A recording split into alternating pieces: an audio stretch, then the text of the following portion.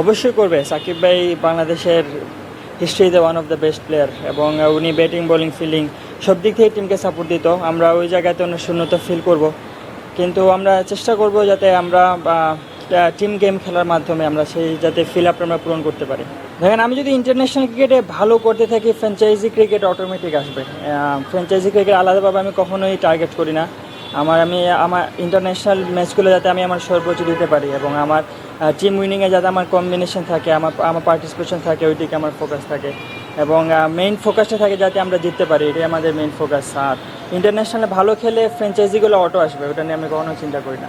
আমরা এখানে আসলে অনেক দিন ধরে প্র্যাকটিস করছি মিরপুরের মধ্যে, আমরা যারা T20-তে যাব। তো প্রস্তুতি ওয়াইজ, প্রিপারেশন ওয়াইজ আমরা খুব ভালো প্রিপেয়ার আছি আলহামদুলিল্লাহ। সবাই সবার জায়গা থেকে একদম বেস্ট পজিশনে আছে আমি বলবো, এবং যার যে স্ট্রং জোন উইক জোন ওগুলো নিয়ে সবাই কাজ করেছে। সো প্রস্তুতির দিক থেকে আমরা খুবই কনফিডেন্ট। আমি চেষ্টা করি যখনই যেখানে খেলবো একদম বেস্টটা যাতে খেলতে পারি। সো সামনে ইন্ডিয়া সিরিজ আছে, ওই জায়গাতে আমি আমার বেস্ট দেওয়ার চেষ্টা করব। অতীতে কী হয়েছে না হয়েছে সেটা আমার কনফিডেন্স দেবে অবশ্যই, কিন্তু এটা আমি মনে রাখতে চাই না ওই রকম। জাস্ট ভবিষ্যতে কী আছে সেটা আমি বেশি ফোকাস করতে চাই। তো ইন্ডিয়া সিরিজে আমার সর্বোচ্চ চেষ্টা থাকবে আমি যাতে নিজের বেস্টটা দিতে পারি। ব্যাটিং উইকেট, বোলিং উইকেট আসলে গুড লেন্থ সব জায়গাতেই গুড লেন্থ, এবং আমি মনে করি আপনি যদি লাইন ওয়াইজ বোলিং করতে পারি এবং আমরা প্ল্যানিং ওয়াইজ বোলিং করতে পারি, ব্যাটিং উইকেট হোক বোলিং উইকেট হোক, সেখানে পেসাররা তাদের সর্বোচ্চটা দিতে পারবে এবং টিমের জন্য বেস্ট জিনিসটা নিয়ে আসতে পারবে। হয়তো ব্যাটিং উইকেট একটু রান বেশি হবে, কিন্তু ওই রানটা যদি আমরা মিনিমাইজ করতে পারি, 180-র জায়গায় 160 রাখতে পারি, সেটা আমাদের জন্য প্লাস পয়েন্ট। তো আমাদের ওই দিকেই ফোকাস থাকবে। আমরা পেস বোলিং আমরা পুরোটা বোলিং ইউনিট, স্পিন পেস সব আমরা অনেক আলহামদুলিল্লাহ আমরা কনফিডেন্ট আছি, আর ইনশাল্লাহ আমরা ভালো কিছু একটা উপহার দিতে পারবো। আসলে ইয়াং এক্সপিরিয়েন্স ক্রিকেটে আমি ওটা খুব একটা মেজর ফ্যাক্টর হিসাবে দেখি না। কারণ হলো গিয়ে ক্রিকেট যেদিন যে বেস্ট খেলবে সেই ভালো খেলবে এবং ওই টিমটাই জিতবে।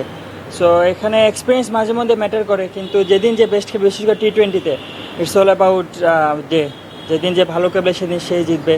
So every single day is important, every single game is important. অবশ্যই ভারতের মাটিতে আমরা যেসব নর্মালি সব উইকেট দেখি, ব্যাটিং উইকেট দেখি। তো আমি আমার যে স্কিলগুলো আছে ওইগুলো আরও বেশি ফোকাস করার চেষ্টা করছি, যাতে আমি আমার মার্জিন অফ এরর যাতে আমার খুব কম হয়, ওই দিক দিয়ে আমি প্র্যাকটিসে অনেক বেশি ফোকাস করছি এবং ডেথ ওভারে বিশেষ করে স্লোয়ার ইয়র্কার ওগুলোতে অনেক বেশি ফোকাস করেছি।